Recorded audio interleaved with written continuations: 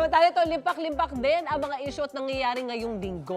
Para kumalma tayo, Miss Suzy, kumain na lang muna tayo. Oo nga, paano ba naman kakalma, Kaloy? Tumaas din pati presyo ng isda. Naku po. Kaya mga kababayan nating lumalaban ng patas, kanya-kanyang diskarte para mapagkasya lang ang budget. Naku po, saludo po kami sa inyo. Actually. Deserve po nating kumain ng masarap sa dami ng ganap. Buti na lang si Chef JR nakakita ng isda. Well, ito presyo, 20 pesos lang per kilo.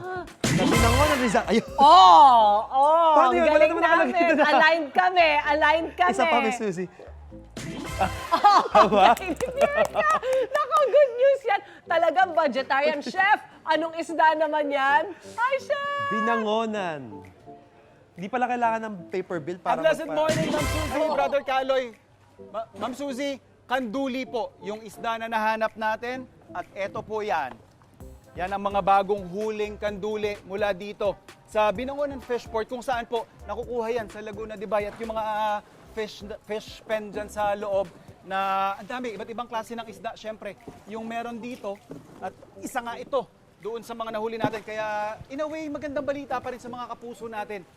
Sabi nyo nga dyan, despite yung mga masasamang balita na napapanood natin ngayon sa balita, eto, may silver lining tayong nakikita. 20 pesos per kilo po, mga kapuso. At syempre, sabi nga natin, iba't ibang klase pa rin ng isdang tabang yung mabibili dito sa Binangonan Fish Port. At isa na nga dyan, yung mga paborito natin, kagaya po ng bangus. Ito, mga kapuso, makikita natin. Oh. Nay, magkano po ang ating bangus ngayon? 120 po ang kilo. 120 ang kilo. Dati po ba magkano? 80-90 po, dati. Dati 80-90. Grabe ano, 30-40 pesos din yung itinaas ano.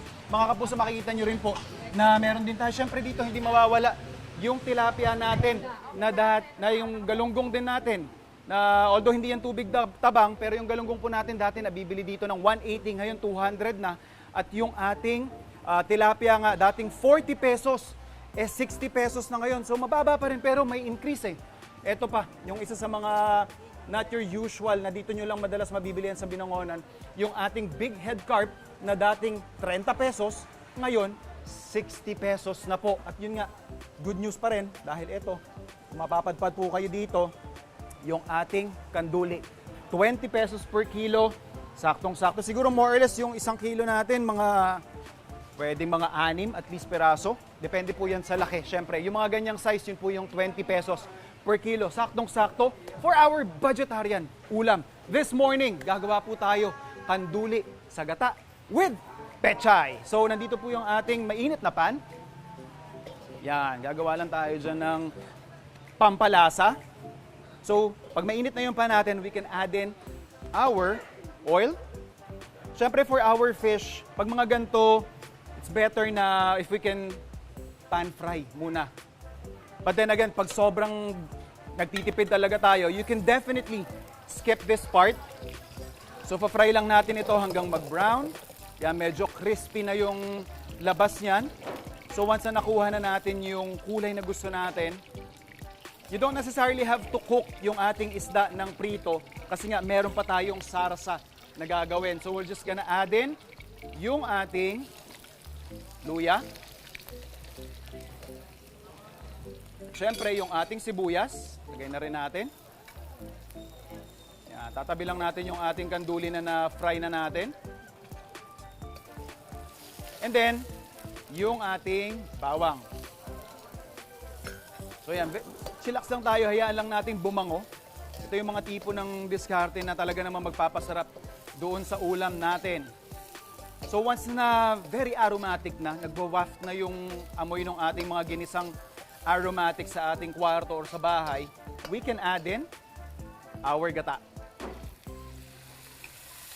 Again, kung ayaw nyo nang gumastos ng extra dun sa mantika, pero kung costing at costing lang naman, more or less mga 2 pesos to 5 pesos lang naman yung maidadagdag natin dyan.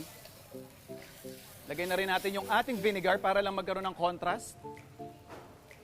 Yung lasa ng ating pinakasarsa. And then let's season this with fish sauce. And of course, pepper. So once na yan, nagsama-sama na yan, you can also add in yung ating sugar para kung gusto niyo mas balanse. Pero kung gagamit po kayo ng gata, normally yan, manamis-namis na ng kaunti yan eh. Ibabalik lang natin ulit yung kanduli. natin na naprito. And then after niya, pakukuluan lang natin ito. And then, ilalagay na natin yung pechay. Ngayon, kung meron kayong mga kapitbahay na may tanim na pechay, pwede kayo makibarter or kayo na mismo magtanim nito. Napakadali lang po magtanim at magpalaki niyan sa inyong mga sariling bakura kahit sa pasulang. Pwede kayong magtanim niyan. Pagsasama-samahin lang natin. And after niyan, makukuha na natin yung ating vegetarian recipe. Mga kapuso, for only 100 pesos kasama po yung tatlong niluto natin doon. Kasyang-kasya po yan sa 4 hanggang 6 na katao, mga family members natin. Imagine nyo, 100 pesos more or less, actually baka less than pa nga yung ating food cost or yung ating plate cost sa ating sinerve ngayon. So, kailangan ipatikim natin yan sa ating mga kapuso. Eto si ma'am. Ma'am, tikman nyo po ang ating kanduli na may gata at pechay. Ma'am, kayo rin po. Kuha na po kayo, ma'am. Ayan mga kapuso, pwede ito. Sige ma'am, kuha na lang po kayo. Ito mga suking-suki ito ng kanduli.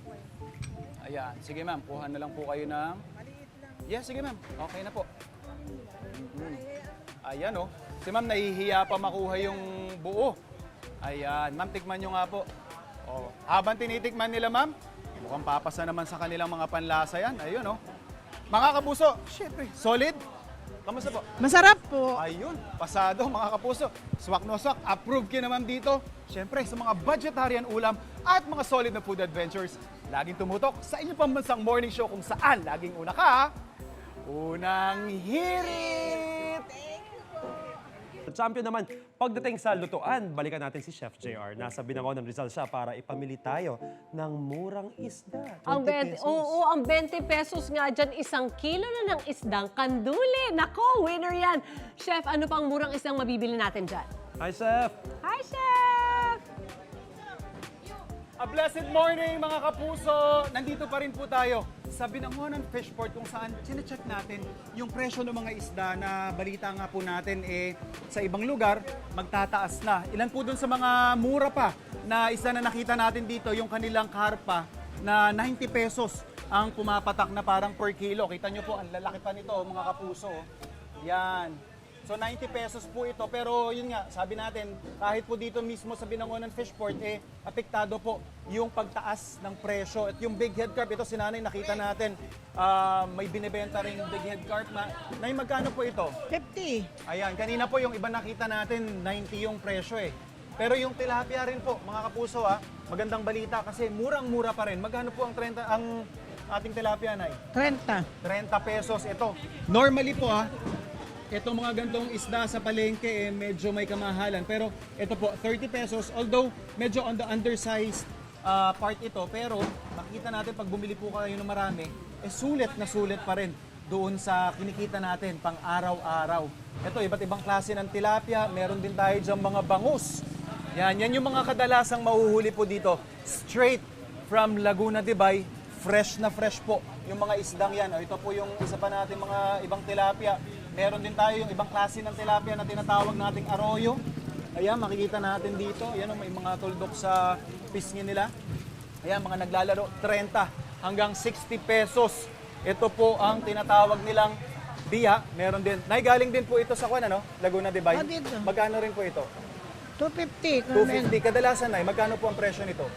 Pagka bebenta sa palengke, nasa 500 na. 500 na ito. Pero nagmahal na po itong presyo na ito. Hindi, mababa pa rin yung presyo Mababa pa rin niyan. ito, considerably. O yan, mga kapuso. Siyempre, pag naghahanap tayo ng mas masusulit natin yung ating budget, ito po, Binangonan Fishport, yung isa sa mga pwede nating bisitahin. Mas maganda po kung bibili tayo ng bulto. Mga kapuso, kagaya nung binigay nating recipe sa inyo, pwede nyo ring subukan yan. O mga kapuso, tutok lang sa ating mga solid food adventures. Laging dito lang sa inyong pambansang morning show kung saan laging una ka, unang hirit. Ikaw, hindi ka pa nakasubscribe sa GMA Public Affairs YouTube channel? Bakit? Mag-subscribe ka na, dali na, para laging una ka sa mga latest kwento at balita. I-follow mo na rin ang official social media pages ng Unang Hirit. Salamat, Kapuso.